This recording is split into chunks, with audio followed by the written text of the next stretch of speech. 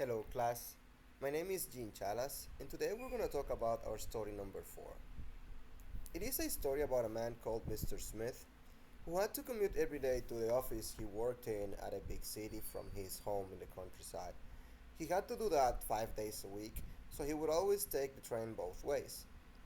One morning, while Mr. Smith was reading the newspaper on the train, an unknown man leaned forward and tapped him on the shoulder to speak to him. The man told him that he was not leading an interesting life because he always took the same train at the same time and at the same station every morning, and that he always sat on the same seat and always read the same newspaper. Mr. Smith, after putting down his paper, angrily questioned the man about how he knew all those things about him, and the man replied that he knew because he always sat behind him.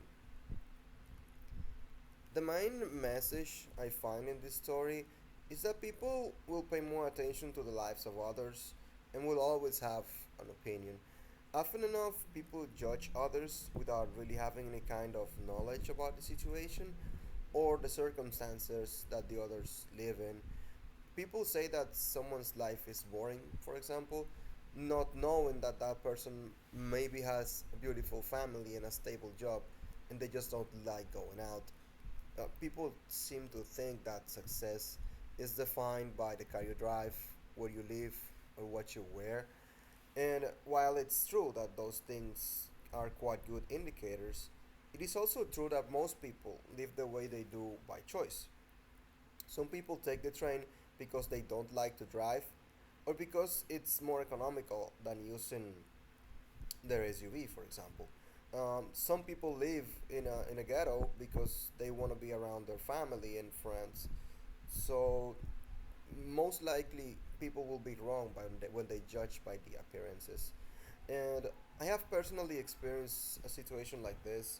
I was judged quite severely actually once, even by my own family, because I chose to move to a place in the suburbs, in the outskirts of the city.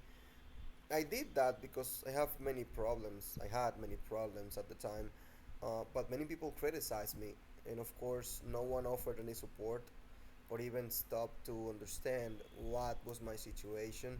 Instead, they just criticized and even mocked me for moving that far away.